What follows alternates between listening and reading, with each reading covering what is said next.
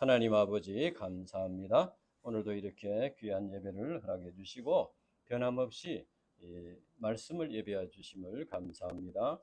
이 깊은 진리를 사람의 지혜로서는 깨달을 수가 없습니다. 성령께서 이 시간 우리 한심령에 역사하시고 이 진리의 비밀을 깊이 깨달을 수 있도록 축복해 주시옵소서. 감사합니다. 예수님 이름으로 기도합니다. 아멘.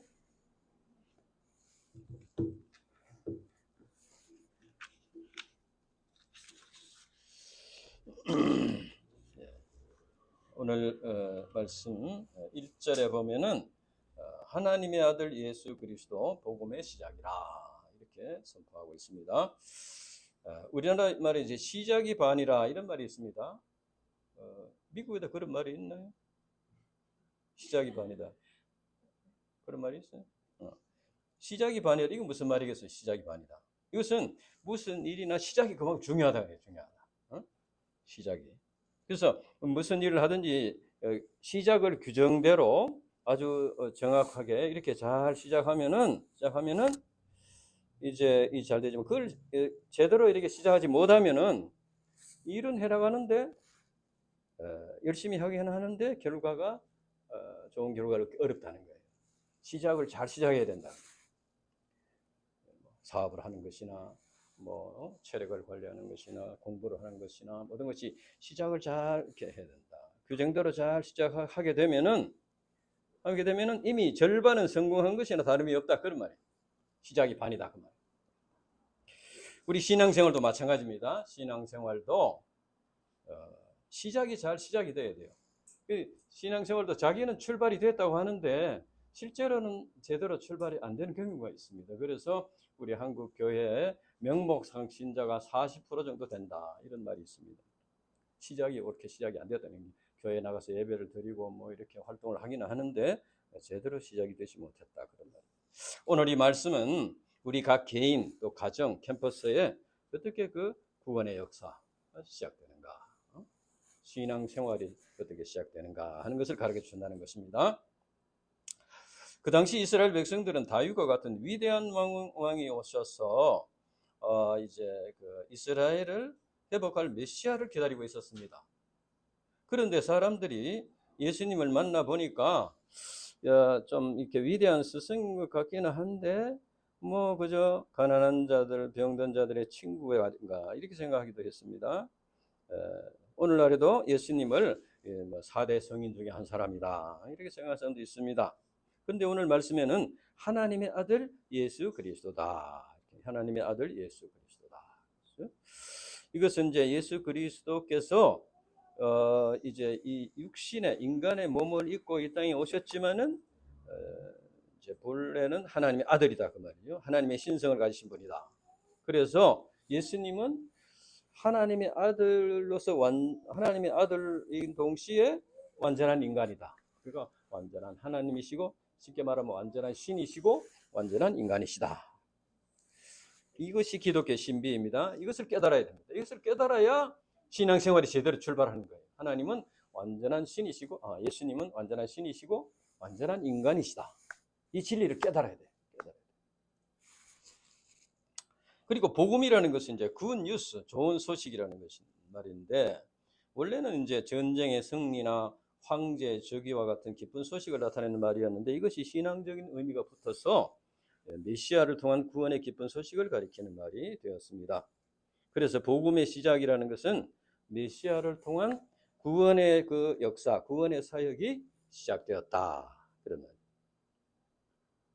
그러면 하나님의 아들 예수 그리스도 복음이 구체적으로 그럼 어떻게 시작됐는가? 2절에서 4절까지 보면은 자, 우리 2절에서 4절까지 같이 읽어보겠습니다. 2절에서 4절까지 2절에서 4절까지 시작.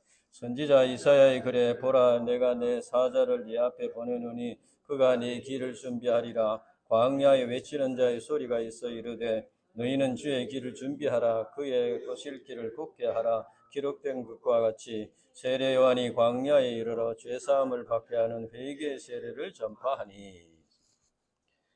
저자 마가는 예수님의 성부자 세례 요한이 광야에서 예수님의 길을 준비함으로써 구원의 복음 사역이 시작되었다 이렇게 말합니다.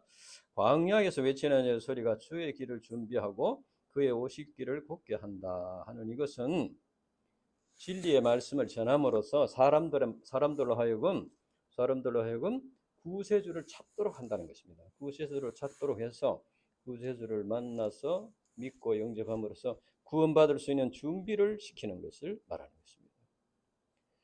이를 볼 때 그리스도의 복음 사역이 시작되는 데는 주의 길을 준비하는 선구자의 수고가 있다 하는 걸 알 수 있습니다. 즉 개인이나 가정이나 캠퍼스에 예수님을 믿고 구원받는 역사가 일어나는 데에는 선구자의 역할을 하는 분이 있다는 겁니다. 우리 개인이 구원받게 되는데도 우리 마음속에 예수님을 영접하고 회개하고 예수님 믿고 영접할 수 있도록 역할을 해주신 선구자가 있었습니다. 또 불신 가정이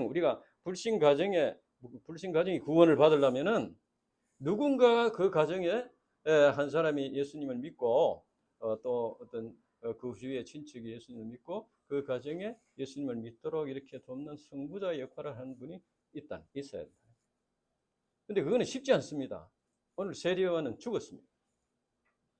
목숨을 걸고 해야 된다.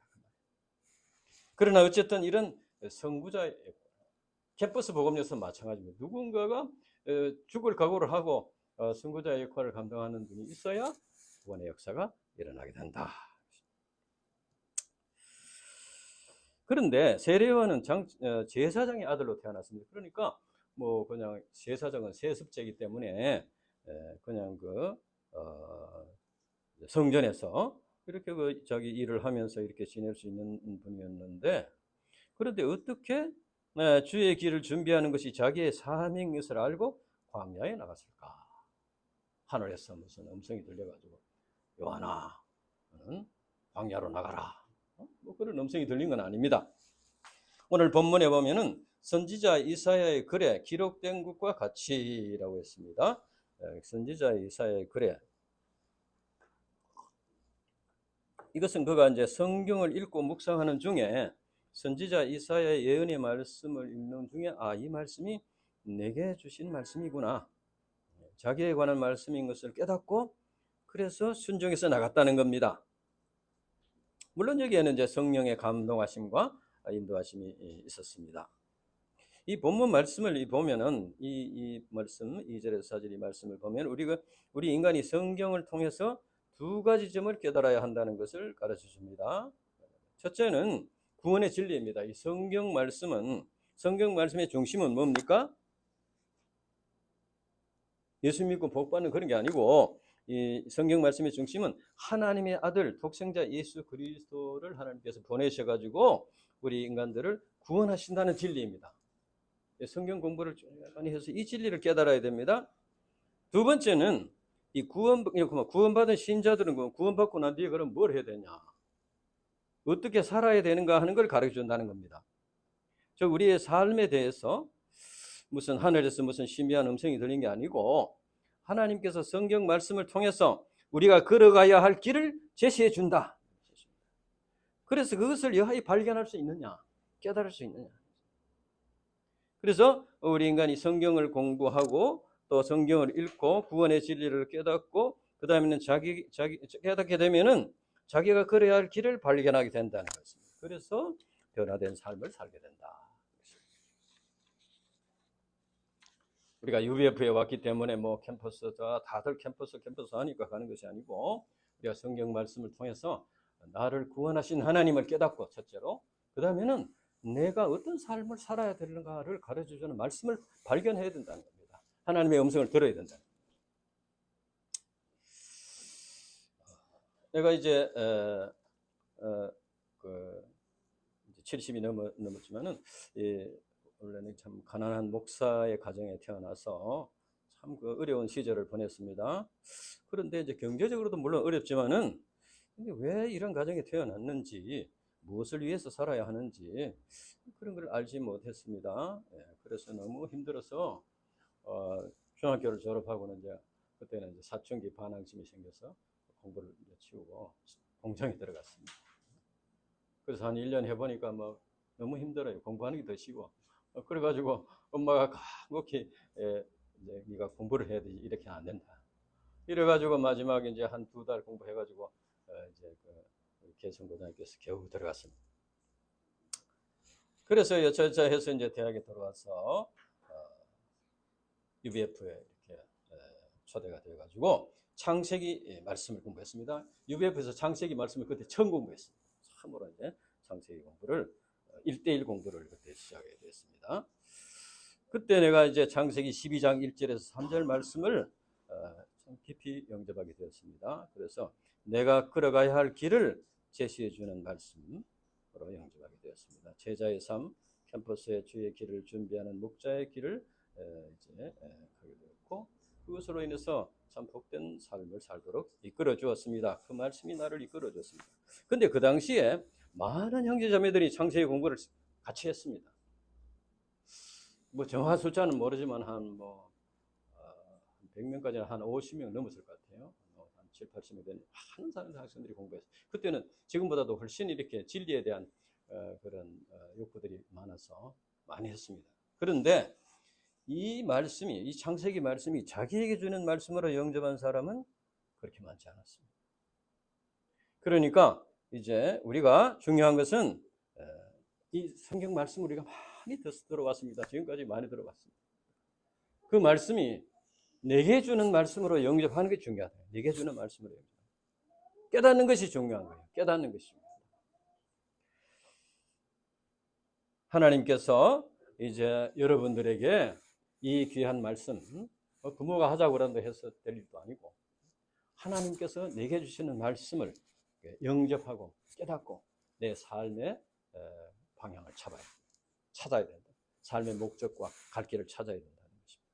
세례요한과 같이 기록된 것과 같이, 마가복음에 기록된 것과 같이, 사도행전에 기록된 것과 같이 내 말씀을 내주시는 말씀으로 영접해야 된다. 그러면 세례요한은 이제 영접을 하고 광야에서 어떻게 주의 길을 준비했나? 첫째, 4절 후반절에 보면은 죄 사함을 받게 하는 회개의 세례를 전파했다. 세례요한은 광야에서 회개의 세례를 전파했다. 이게 회개의 세례를 전파했다는 것은 자기가 죄 사함을 주는 건 아니고 죄 사함을 주는 분을 너는 이런 죄인이니까 너는 이런 죄인이니까 죄 사함을 주는 분을 만나라. 죄 사함을 주는 분을 만나서 이제 죄 사함을 받아라 그 말이죠. 그러니까 우리가 이 죄 사함을 받으려면은 첫째 어떻게 해야 됩니까? 자기 죄를 깨달아야 됩니다. 자기 죄가 뭔지도 모르는 사람이 죄 사함을 받을 수 없지 않습니까? 그래서 이제 죄를 깨닫게 해줘야 됩니다. 근데 세례요한이 뭐 자기가 무슨 공자님 같이 뭐 교리를 만들어서 가르치는 건 아니고 이 성경 말씀, 하나님의 말씀을 가르쳐서 이제 죄를 깨우쳐주고 그 다음에 그 죄를 해결해줄 구세주를 만나야 된다. 소개를 해주는 것이죠. 그것이 세례요한의 역할이었다. 자기가 병자인 것을 깨닫지 못하는 사람, 아무리 심한 뭐 암이 걸리고 뭐 병자에 깨닫는데 자기가 병자인 것을 깨닫지 못하는 사람은 그러면 의사를 찾지 않습니다. 마찬가지로 자기가 죄인인 것을 깨닫지 못하는 사람은 구세주를 찾지 않는다는 겁니다. 그러니까 이제 아무리 예수 믿으라 뭐 보다도 무슨 죄를 깨우쳐 줘야 합니다. 그런데 죄인 회개 심판 이런 것은 듣기도 부담스럽지만은 말하기도 굉장히 거북합니다. 그러나 우리 인간이 구원과 영생 은혜와 축복을 받기 위해서는 반드시 이 죄를 회개함으로써 죄사함 받고 하나님과 바른 관계를 회복하는 이 과정이 필요하다. 이 과정을 반드시 거쳐야 됩니다. 이 과정을 거치지 않고 하나님과 바른 관계를 맺지 않고 뭐를 은혜를 받고 축복을 받고 뭐 이렇게 할 수가 없습니다. 그러면 이제 되게 이제 사람들은 죄라고 하면 도덕적인 죄를 생각합니다. 물론 도덕적인 죄도 회개해야 됩니다. 뭐 거짓말하고 뭐 이렇게 간음하고 뭐 이렇게 살인하고 하는 도덕적인 죄 회개해야 됩니다. 그러나 우리 인간에게는 이보다 더 근본적인 영적인 죄가 있습니다. 영적인 죄가 뭡니까? 하나님과의 관계에서 창조주 하나님을 생명의 주인으로 이렇게 영접하지 않고 자기가 자기의 주인이 되어가지고 자기 욕심대로 그저 살면서 하나님은 가끔 이렇게 불러서 자기가 좀 못하는 걸 좀 이렇게 채워주고 또좀 뭐 괜찮으면 또 하나님 좀 계시라고 하고 자기가 살 이렇게 하는 것이 이게 영적인 죄라는 거예요. 근데 이런 것을 영적인 죄인 줄 모르고 살아가는 사람이 많습니다. 급할 때 하나님 찾고 살려달라고 이렇게 해놓고 살려주면은 그 다음에 자기 욕심대로 살고 그렇게 하면 되겠습니까? 그다음에 창조자 하나님을 믿지 않는 건 물론 죄지만은 하나님이 창조자 하나님을 믿지 않으면 어떻게 됩니까? 운명적인 슬픔에 빠집니다. 자기가 왜 이렇게 존재하는지를 알지 못하기 때문에 그것이 영적인 죄입니다. 하나님의 말씀에 순종하지 않는 것, 하나님을 기쁘시게 하지 않는 것, 하나님을 영화롭게 하지 않는 것, 하나님께 감사하지 않고 불평하고 원망하는 것, 이게 다 영적인 죄입니다. 이 영적인 죄가 우리 인간의 죄의 뿌리이다 하는 것입니다. 그래서 도덕적인 죄도 물론 그것은 이제 회개해야 되지만 이 영적인 죄를 회개하고 하나님과 바른 관계를 맺어야 됩니다. 하나님과 바른 관계. 우리가 예를 들면 하나님께서 아브라함에게 큰 민족을 이루고 복의 근원이 되겠다는 소망을 두셨습니다. 이것은 너무나 큰 축복입니다. 그런데 하나님께서 먼저 뭐라고 했습니까? 고향과 친척과 아버지 집을 떠나라고 했습니다. 아니 뭐 하나님께서 아브라함이 고향과 친척과 아버지 집에 있으면서 큰 민족을 이루면 좋지 않겠습니까? 또 복의 근원이 되면 좋을 텐데 왜 고향과 친척과 아버지 집을 떠나라고 했을까? 그것은 아브라함이 고향과 친척과 아버지 집에 그대로 머물러 있어가지고는 하나님과 바른 관계를 맺기가 어렵다. 그러니까 복의 근원이 되기 어렵다는 거예요. 하나님만 믿고 하나님께만 영광을 돌리고 하나님을 기쁘시게 하고 하나님을 의지하고 하나님의 뜻을 이루는 그런 삶을 살기가 어렵다. 우상을 섬기는 고향에서 살게 되면 우상을 따라가기 쉽고 친척 아버지 집에 매이기 쉽다는 거예요. 그래서 그것을 먼저 떠나라. 그것이 회개입니다. 그것이 회개. 그래서 떠나서 하나님께서 인도하시는 길을 가는 그렇게 해야 이제 하나님의 뜻을 이루는 삶을 살 수 있다. 복의 근원의 삶을 살 수 있다. 그러면 세례요한이 회개의 세례를 전파했을 때 그 백성들의 반응이 어떠냐? 5절. 온 유대 지방과 예루살렘 사람이 다 나가 자기 죄를 자박하고 요단강에서 그에게 세례를 받았습니다. 이걸 볼 때 사람들의 마음속에 죄 문제를 해결받고자 하는 소원들이 다 있었다는 걸 알 수 있습니다. 다 나와서 회개하고 세례를 받았습니다. 우리 인간을 불행하게 하는 것은 하나님과의 관계를 단절시키는 죄입니다. 죄의 문제입니다. 생명을 죽이는 죄의 문제입니다. 우리 인간은 육신과 영혼으로 창조됐습니다. 그런데 죄 때문에 하나님과의 관계가 단절된다는 것은 영적인 생명이 죽는다는 것이죠. 그러니까 육신만 남아있다는 것은 동물과 비슷하게 된다. 동물도 육신만 있는 것이니까. 그렇게 되는. 그러면은 참된 행복을 누릴 수가 없다. 많은 것을 가지고서도 만족을 누릴 수가 없다는 겁니다. 참 우리나라도 옛날에 내가 처음에 나서 자랄 때에 비하면 지금은 참 너무 잘 살게 됐습니다.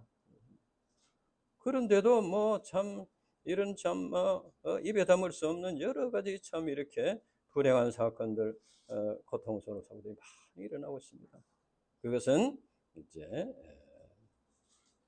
영원히 하나님과의 바른 관계를 맺지 못하기 때문에 눈에 보이는 것이 많은 것들이 많더라도 그래도 참된 행복을 누릴 수가 없다는 것입니다. 우리 영혼은 하나님, 영이신 하나님과의 바른 관계를 맺을 때만이 참된 영혼의 만족을 얻을 수 있다. 하나님을 떠난 인간은 죄로 인해서 사형 판결을 받은 죄수와 같은 상태에 있다고 볼 수 있습니다. 사형 집행을 기다리는 죄수가 뭐 아무리 좋은 옷을 입고 좋은 음식을 먹는들 무슨 소용이 있겠습니까? 그래서 이제 요즘은 사형 집행을 안 하지만은 과거에 사형 집행이 있을 때는 밤 이제 9시에 70나팔을 봅니다. 밤 10시간 70나팔을 본다고 그래요. 그래서 이 사형수들은 70나팔을 불면은 창문을 열고 어머니 하고 부른대. 오늘은 살았다. 오늘은 집행이었다. 내일은 또 언제 집행인지 미리 가르쳐주면 안 되니까 안 가르쳐주는 거예요. 초조하게 기다린다. 그래도 마찬가지입니다. 영적으로 볼 때 죄로 인해서 하나님의 심판 아래 있는 인간이에요. 아무리 좋은 환경 살아도 참된 만족과 행복을 볼 수 없다는 겁니다. 우리 인간이 죄 사함 받고 하나님과의 사랑의 관계를 맺을 때 거기에 인생 문제 해답이 있고 참된 행복을 누리는 길이 있다. 그러면 회개의 세례를 전파한 세례요한은 어떤 삶을 살아? 6절에 보면은 요한은 낙타털 옷을 입고 허리에 가죽띠를 띠고 메뚜기와 석청을 먹었다. 석청이라는 것은 바위 틈에 있는 꿀을 말합니다.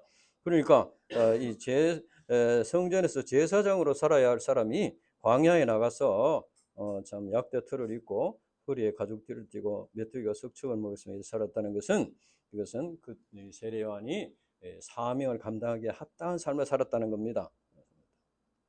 세례 요한의 메시지가 힘이 있고 많은 사람들에게 회개할 만큼 영역이 충만했던 것은 이와 같이 자기의 삶이 뒷받침되었기 때문이다 하는 것입니다. 세례 요한이 선구자의 사명을 감당하는데 첫째는 이제 회개 세례를 전파하고 두 번째는 죄사함을 주시는 예수님을 소개했습니다. 7절 8절 같이 읽어봅시다.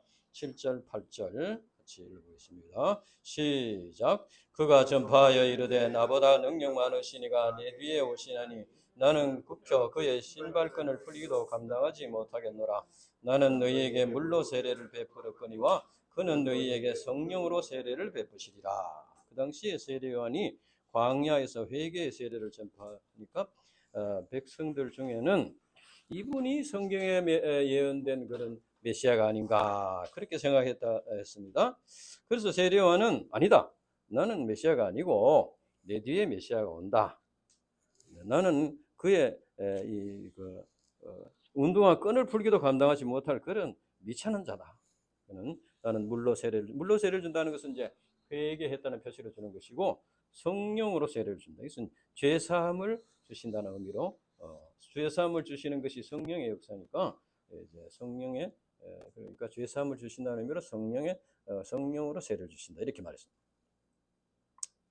우리 거듭나는 역사는 성령의 역사입니다.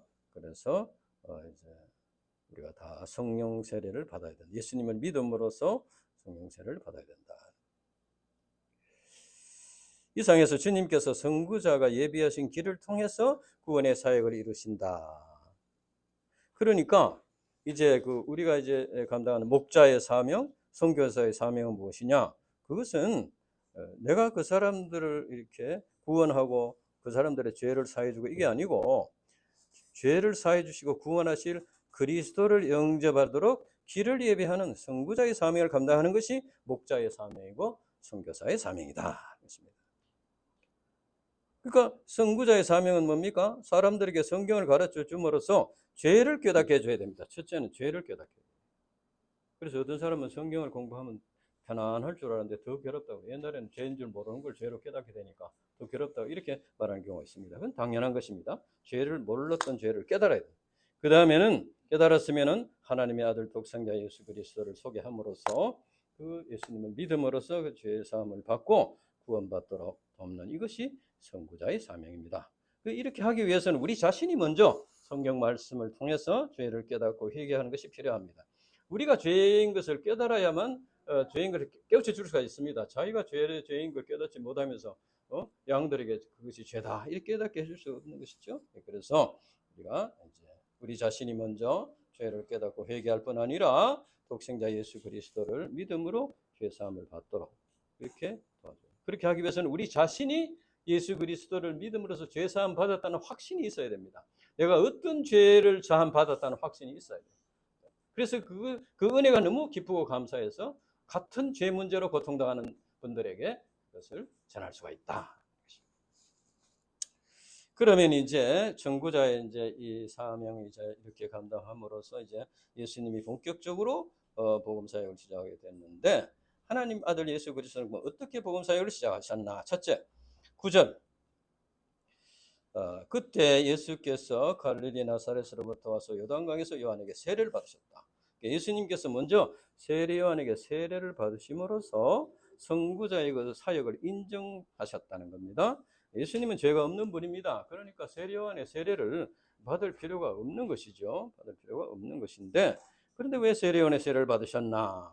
그것은 세례 요한이고 회개의 세례를 계승해서 구원의 역사를 이루신다는 그것을 보여주신 겁니다. 만약에 예수님께서 세례 요한과는 전혀 관계없는 그런 이제 사역을 감당하셨다면은 그동안 세례 요한에게 세례를 받았던 사람들이 세례 요한에게 세례를 받은 게 뭐 별 소용이 없는 것이냐, 이게 좀 의문이 들 수가 있습니다. 그런데 예수님께서 세례 요한에게 세례를 받으시니까 세례 요한에게 세례를 받았던 많은 사람들이 다 그것이 참 구원의 역사의 한 과정이구나 이렇게 받아들이게 됐다는 겁니다. 예수님은 죄인들이 받는 세례 요한의 세례를 받으심으로써 자신을 죄인의 자리에까지 죄인과 동일시하셨다는 겁니다. 그만큼 자기를 낮추셨다는 겁니다. 구원의 역사는 예수님의 낮아지심에 통해서 이루어졌습니다. 그리고 12제자와 바울을 비롯한 주님의 제자들이 예수님의 그 낮아지심을 본받아서 다 이렇게 자기를 낮추어서 이제 복음을 전파함으로써 십자가를 감당함으로써 희생함으로써 구원의 역사가 이루어졌다. 우리가 이제 이 주님의 길을 따라가야 되는 바로 이것입니다. 자기를 낮춰서 이제 감당해야 됩니다. 희생해야 된다 그 말입니다. 손해를 봐야 된다 그 말이에요. 억울한 일을 당해야 된다 그 말이에요. 그래야지 복음을 전파할 수가 있다. 그러면 예수님께서 요한에게 세례를 받으실 때 어떤 일이 일어났었나? 10절에서 11절 물에서 올라오실 새 하늘이 갈라짐과 성령이 비둘기같이 자기에게 내려오심을 보시더니 하늘로서 소리가 나기를 너는 내 사랑하는 아들이다 내가 너를 기뻐하노라 했어요. 이것은 이제 하늘에서 하나님의 음성이 들렸다. 땅에는 하나님의 아들 예수 그리스도께서 계시고 그 다음에 성령이 비둘기같이 내려오시고 하늘에서는 하나님의 음성이 들렸다. 성부 하나님, 성자 예수님, 성령이 함께 임재하신 장면입니다. 이것은 구원의 역사가 이 삼위일체 하나님의 역사이다는 걸 보여줍니다. 우리가 죄를 회개하고 예수님을 믿고 죄사함을 받으면 성령 충만을 받게 됩니다. 그렇게 할 때 이제 하나님께서 사랑하시고 기뻐하시는 아들이라는 확신을 갖게 됩니다. 이것이 굉장히 중요합니다. 이것이 하나님과 바른 관계를 맺는, 하나님과 바른 관계를 맺는다는 것이 어떤 것입니까? 하나님과 바른 관계를 맺는다는 것은 하나님과 내면적인 교통이 이루어지는 것인데, 여러분은 하나님께서 사랑하시고 기뻐하시는 아들이다, 딸이다. 그런 확신이 있습니까? 나는 하나님께서 사랑하시고 기뻐하시는 아들이다. 나는 하나님께서 기뻐하시고 사랑하시는 딸이다. 그런 확신이 있습니까? 하나님 우리를 사랑하시는데 우리가 그 사랑을 깨달아야 됩니다. 우리가 하나님께서 사랑하시고 기뻐하시는 아들이와 딸이라는 확신이 있을 때 어떤 사탄 마귀의 공격도 물리칠 수가 있고 또 어떤 십자가도 너희 감당할 수 있는 믿음의 용사들이 될 수가 있다. 예수님이 이제 세례를 받으셨고 둘째는 광야에서 시험을 받으셨습니다. 12절에서 13절 성령이 곧 예수를 광야로 몰아내신지라. 성령이 광야로 몰아내셨다는 건 무슨 말입니까? 하나님께서 예수님으로 하여금 시험을 받도록 하셨다는 겁니다. 우연히 뭐 예수님께서 길을 잘못 들어가지고 사단에게 시험을 받은 게 아니고 하나님께서 예수님으로 하여금 마귀의 시험을 받도록 하셨다는 것입니다. 왜 그렇겠냐? 그것은 바로 예수님께서 메시아의 사역을 감당하는 데 있어서 사단 마귀의 시험을 이길 필요가 있다는 거예요. 시험을 받아서 이겨야 돼. 왜냐하면은 그래야만이 사단 마귀의 시험 아래에서 고통당하는 우리 인간들이 그리스도가 될 수 있습니다. 본인이 이기지도 못하면서 시험을 받고 있는 사람들을 구원할 그리스도가 될 수 없다는 거예요. 그래서 예수님께서 광야에서 40일 동안 금식하면서 메시아의 사역을 준비하는 가운데 사단의 시험을 받으시고 그 물리침으로써 사단 마귀의 권세, 죽음의 권세 아래 우리 인생들을 구원할 그런 메시아가 되셨다. 그 길을 열어주셨다는 것입니다. 그래서 예수님은 친히 그 시험을 받으셨기 때문에 사단 마귀의 시험을 너무 쉽게 받고 있는 우리 인간들을 이해하시고 잘 아시고 이렇게 연약함을 아시고 불쌍히 여겨주신다. 그래서 어떤 죄인도 영접하시고 사랑으로 품어주시고 도와주신다 하는 것입니다. 여기서 우리는 예수님께서 사단 마귀의 시험을 이기심으로써 복음 역사가 시작되었다는 것은 복음 역사가 시작되는 곳에는 사단 마귀의 시험이 있다는 겁니다. 그런 얘기가 있어요. 옛날에도 한번 얘기했지만 환상을 봤는데 한 분이 그 교회 지붕에 마귀들이 다 잠을 자고 있더래요. 이상하다. 왜 잠을 자고 있나 이렇게 보니까 교회 안에 성도들도 잠 자고 있더래요. 그러니까 성도들이 잠을 자고 아무것도 안 하니까 마귀들도 할 필요가 없는 거예요. 성도들이 뭔가 열심히 하려고 그러면 마귀들도 열심히 있어서 방해를 하는 거예요. 그래서 이제 이렇게 성경 공부를 좀 시작해 보려 하면 또 무슨 문제가 생기고 또 문제가 생기고 하고 또 우리가 참 목자로서 사명을 감당하려고 하면 또 여러 가지 참 시험이 있습니다. 직장에서 문제가 생기고 가정에서 불신 가족들에게 문제가 생기고 개인의 무슨 건강에 문제가 생기고 문제가 생겨서 이제 그래서 우리 디모데 목자님은 외부의 어떤 사람들로부터 밖에도 이제 물론 문제되지만 그 자기 마음 속에 사탄 마귀의 그 유혹과 시험이 더 큰 박해다 이렇게 고백했습니다. 사탄 마귀는 자기의 영향력 아래에 있는 사람들을 빼앗기지 않으려고 하기 때문에 이 복음의 역사, 구원의 역사를 회방하는 것입니다. 그래서 우리가 그것을 잘 보고 그에 넘어가지 않아야 됩니다. 그게 넘어가면은 이제 마귀에게 이용당하는 거예요. 그래서 우리 인간이 이제 가만히 있으면 사탄도 물론 뭐 자기 지배 아래 있기 때문에 가만히 있습니다. 그러나 우리가 이제 구원받고 영생을 얻고 또 하나님의 뜻을 이루는 삶을 살고자 하면은 마귀도 이제 열심히 활동을 해서 방해를 한다. 우리가 어떻게 이길 수 있겠습니까? 우리 힘으로 이길 수 없다는 거예요. 하나님의 전신갑주를 입어라. 말씀과 기도를 해서 이길 수가 있다. 그래서 우리가 간절히 기도해야 됩니다. 우리 사람의 힘으로는 할 수가 없습니다. 사단의 주된 무기는 하나님의 사랑을 의심하게 하는 겁니다. 말씀을 불신하게 만듭니다. 그리고 또 서로 이렇게 의심하고 이간질시키고 교회를 파괴시키는 것입니다.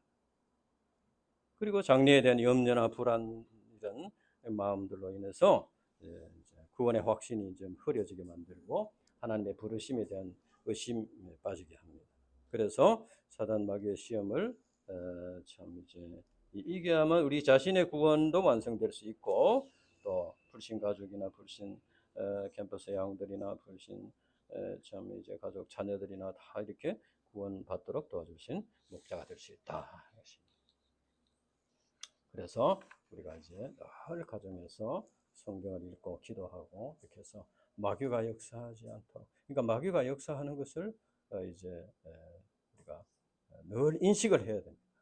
마귀가 역사하지 않기를 바라서는 안 되고 이것을 이제 이겨야 되는 것이죠. 그러니까 이것이 마귀가 역사하는구나 이걸 볼 수 있어야 되는데 그러지 않고 이제 사람을 의심하고 말씀을 의심하고 하나님의 사랑을 의심하고 막 이렇게 되면은 이건 마귀가 이제 마귀의 그 속임수에 놀아나는 것이 되겠습니다. 셋째, 예수님께서 첫째는 뭡니까? 첫째는 세례요한에게 세례를 받으시고 둘째는 마귀의 시험을 이기시고 셋째는 예수님은 하나님의 복음을 전파하셨습니다. 14절 요한이 잡힌 후 예수께서 갈릴리에 오셔서 하나님의 복음을 전파하여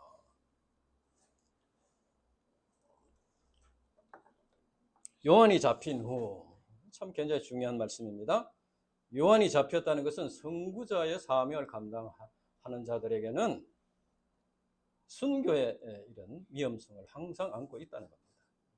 각오하고 감당해야 된다는 겁니다. 우리 웹에서 한번 선교사로 파송하고 막 이렇게 참 존경을 하고 막 이렇게 하니까 아주 이렇게 대접을 받고 이렇게 한 줄 알지만은 우리가 마귀와의 싸움에서 최전선에서 싸워야 하기 때문에 많은 위험이 있다는 겁니다. 위협이. 세례요한은 헤롯 왕의 그 죄를 지적했다가 참수형을 당했습니다. 이것이 사단 마귀의 방해입니다. 그래서 복음을 전파하는 자들은 죄를 먼저 지적하고 이제 그리스도를 전파하기 때문에 반발과 박해를 각오해야 됩니다. 우리가 죄를 지적한다고 해서 그냥 만나는 사람마다 이 죄는 이거다 저거다 가르친다기보다는 성경을 가르쳐 주면은 죄가 지적이 되는 거예요. 죄가 드러나게 됩니다. 그러니까 마음속에 반발이 생기고 거부감이 생기는 거예요. 그래서 기도와 말씀으로 사단의 시험과 해방을 물리쳐야 한다. 그러나 우리가 이 사단 마귀의 시험과 해방을 두려워할 필요는 없습니다. 왜냐하면 우리의 목자가 되시고 그리스도가 되신 예수님께서 이미 사단의 시험을 이기셨기 때문에. 그래서 우리에게는 승리가 보장되어 있습니다. 싸움은 하겠지만, 사단 마귀와 싸움은 하겠지만 승리가 보장되어 있다. 확신하고 간절히 기도하고 아멘 이렇게 하고 이제 싸워 나가야 돼요. 그 당시 이제 이스라엘 백성들은 이런 정치적인 메시아, 현실적인 어려움을 해결해 줄 그런 메시아를 기다리고 있었습니다.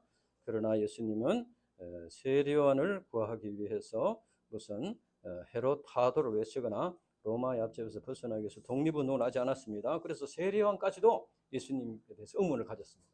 자기가 감옥에 있는데 왜 안 풀어주나? 이런 의문을 가졌어요. 결국은 예수님은 세례요한이 순교를 당하도록 그냥 되셨습니다. 그리고 변방에 조용히 변방인 갈릴리에 가서 하나님의 복음을 전파하기 시작했습니다.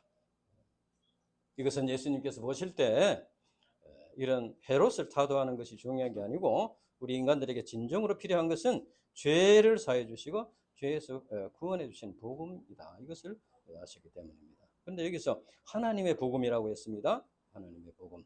이 구원의 복음 사역이 하나님께서 계획하시고 이루어 가시는 역사다. 하나님께서 이미 아담이 낙원에서 쫓겨날 때부터 이제 복음을 예고하셨고 선지자들 통해서 예언하셨고 또 세례요한을 통해서 길을 준비하셨고 독생자 예수님을 보내셔서 구원 역사를 이루셨습니다. 이 모든 것은 다 하나님의 계획과 섭리를 따라 이루어진 것입니다.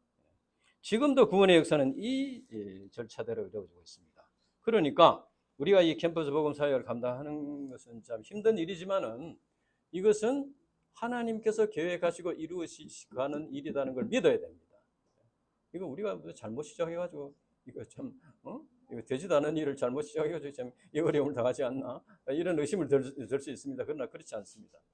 하나님께서 계획하시고 준비하시고 또 이루어가신 우리 그 가운데 우리를 연단하시고 이루어가신 일이다. 그것을 믿어야 됩니다. 그렇게 할 때 담대하게 감당할 수 있다. 그러면 예수님께서 전파하신 복음의 내용이 무엇인가? 15절 마칠러 보겠습니다. 15절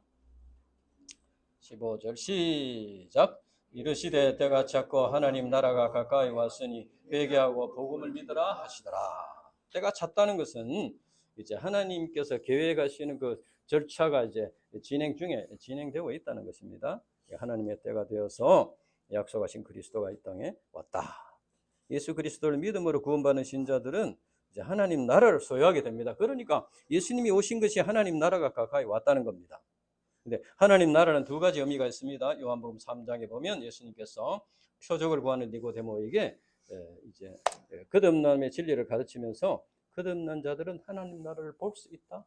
두 번째는 하나님 나라에 들어간다. 하나님 나라를 본다는 것은 이 땅에서 보는 것이고 하나님에 들어간다는 것은 이제 장차 들어간다는 것입니다. 그러니까 이 땅에 사는 날도는 하나님 나라를 보면서 살아야 되는 거예요. 하나님 나라를 보면서. 진정으로 구원받고 거듭난 자라면은 하나님 나라를 보면서 살아야 돼요. 여러분 뭘 보고 살고 있습니까? 뭘 보고 살고 있습니까? 하나님 나라를 볼 수 있습니다. 근데 이것은 굉장한 투쟁이 필요합니다. 이 눈으로 보이는 건 다 세상 것이 보이기 때문에 하나님 나라를 보는 것이 굉장히 어렵습니다. 그래서 우리가 영적으로 많은 투쟁을 해서 하나님 나라를 봐야 됩니다. 하나님 나라가 가까이 왔으니 회개하고 그러니까 여기서 하나님 나라가 가까이 왔으니 하는 것은 하나님께서 하시는 일이고 회개하고 복음을 믿으라 하는 것은 우리 인간이 해야 될 일입니다. 그러니까 우리가 하나님 나라를 보기 위해서 우리가 해야 될 게 뭡니까? 회개하고 복음을 믿는 겁니다. 하나님 나라가 잘 안 보인다면은 아직도 좀 회개하는 것이 부족하다. 복음을 믿는 것이 좀 부족하다. 그래서 이제 복음을 믿는다는 것은 바로 우리 자신의 죄를 깨닫고 그 죄를 짊어지고 십자가에 주신 예수님을 영접하고 믿는 것입니다. 물론 우리가 이제 죄를 잡고 회개하는 것은 참 부끄러운 일입니다. 도덕적인 죄를 회개하는 건 물론 좀 부끄러운 일이고, 또 신앙생활을 한다고 하면서도 하나님을 제대로 올바로 깨닫지 못한 영적인 죄를 시인하고 회개하는 것도 참 부끄러운 일입니다. 그러나 이것은 사람과의 문제가 아닙니다. 사람들 앞에서 뭐 부끄러워하고 안 부끄러워 그런 문제가 아닙니다. 이것은 하나님과 나와의 문제입니다. 그리고 이 죄라는 것은 사람들이 뭐 모른다고 해서 넘어가는 것도 아니고, 감춘다고 해서 넘어가는 것도 아니고, 또 사람들이 또 이해한다고 해가지고 뭐 너도 죄인이고 나도 죄인인데 뭐 그래 뭐, 뭐 이렇게 한다고 해서 덮어지는 게 아닙니다. 죄는 하나님과 나와 인간과의 사이의 문제입니다. 그래서 하나님 앞에서 진실하게 자기 죄를 해결해야만 죄 사함을 받을 수 있다. 이것을 꼭 기억해야 됩니다. 그래서 이제 그리고 옛날에 우리 학생 때 그런 일이 있었어요. 옛날에 학생 때는 다 부족하지 않습니까? 그래 이제 학생이 이제 그때는 이제 학사들이 별로 없고 메시지를 전하는데, 지도 좀 시원찮으면서 막 이제 메시지를 전하는 거예요. 그렇게 이렇게 앉아 있던 자매님이 지는 뭐잖아 이러는 거예요. 그래가지고 그러니까 이제 사람과 비교하는 거예요. 사람과 비교. 하나님 앞에서 이제 회개해야 되는데, 메시지 전하는 사람이 뭐 너는 잘하냐 뭐 이렇게 하면 이게 이제 해결이 안 되는 거예요. 그러니까 사람을 봐서는 안 되고 하나님과 나와 있어. 하나님께서 나를 보신다. 물론 그 쉬운 일은 아니지만 우리가 노력을 해서 하나님과 나와 바른 관계를 맺어야 됩니다. 또 한 가지 중요한 것은 진정한 회개는 그 의지적인 결단이 뒤따라야 한다는 겁니다. 세례요한의 회개 세례를 전파할 때 이게 안 나와 있는데 누가복음에 보면은 무리들이 나와가지고 무리들이 세례요한에게 그럼 우리가 무엇을 하리까 이렇게 물었습니다.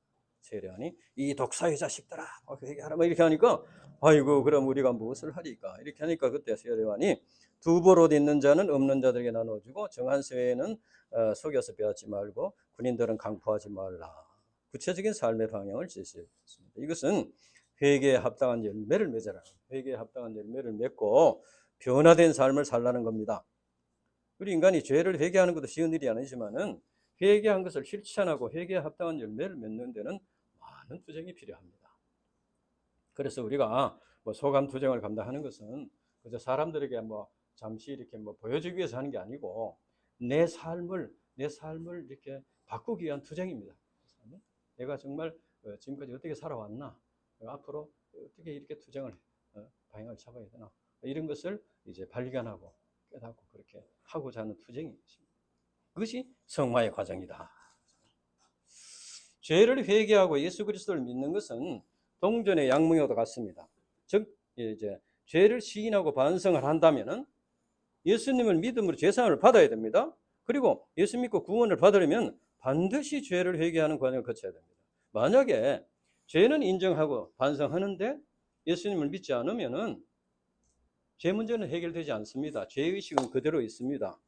심판에 대한 두려움은 그대로 있습니다. 반면에 죄를 참된 회개가 없이 그냥 신앙생활을 따라하는 경우가 있습니다. 같이 뭐 예배드리고 교제하고 뭐 같이 이렇게 맛있는 거 나눠 먹고 뭐 이렇게 할 수 있습니다. 이렇게 하는 것은 마치 그 고목나무를 의지하듯이 자기의 현실적인 문제를 해결받고 자기 유익을 위해서 하나님을 이제 끌어다 쓰는 의지하는 이런 것에 불과한 것이 되는 것입니다. 그것은 하나님과 바른 관계를 맺는 것이 아닙니다. 그러니까 하나님 나라에 대한 소망도 없습니다. 그래서 이제 그저 사람들과 환경과 자기 인권 조건을 벗어나지 못한다는 것이죠. 신앙생활을 하는데도 그런 운명적인 슬픔에 시달리면서 참된 자유와 기쁨과 행복을 얻지 못한다는 것입니다. 구원은 말씀을 통해서 자기 죄를 깨닫고 회개하고 그 다음에는 예수님의 십자가 복음 진리를 믿음으로써 죄사함을 받는 것으로부터 시작된다는 거예요. 구원의 시작은 자기 죄를 깨닫고 회개하고 예수님의 십자가 복음 진리를 믿음으로써 죄사함을 받는 것으로부터 시작된다. 그리고 이제 구원은 하나님과 바른 관계를 맺고 하나님과 교통하고 하나님을 나라를 소유하는 삶을 사는 것입니다. 그래서 구원받은 신자들의 신앙생활은 이 세상에 사는 날 동안에 하나님 나라를 소유함으로써 참된 자유와 기쁨과 행복을 누리는 삶이고, 장차 영원한 하나님 나라에 들어간다는 소망을 가지고, 장차 영원한 하나님 나라에 들어간다는 소망을 가지고 자기를 부인하고 자기 십자가를 지고 주님을 따르는 제자의 삶, 주님의 길을 예비하는 목자의 삶을 사는 것이다. 기도하고 마치겠습니다. 하나님 아버지 감사합니다. 오늘도 참 귀한 말씀을 주셔서 감사합니다. 무엇보다도 우리가 참 이제 죄를 깨닫고 회개함으로써 이제 예수님을 구세주로 영접하고 죄사함을 받음으로써 변화된 삶, 하나님 나라를 소유한 삶을 사는 것이 신앙생활의 시작인 것을 가르치셔서 감사합니다. 우리의 모든 인생 문제 해답이 이 복음 진리에 있음을 믿습니다. 우리가 가진 많은 문제들이 있습니다. 이 문제들의 해답은 우리 힘으로 할 수 없는 것들입니다. 죄를 깨닫고 회개하고 예수님 믿음으로써 구원받고 하나님과 바른 관계를 맺을 때 그게 참된 해답이 있고 참된 행복이 있는 줄로 믿습니다. 하나님 아버지께서 이번 우리가 이 마가복음 말씀 공부를 통해서 이제 귀한 이 복음 진리를 깊이 깨닫고 변화된 삶을 살 수 있도록 축복해 주시옵소서. 감사합니다. 예수님 이름으로 기도합니다. 아멘.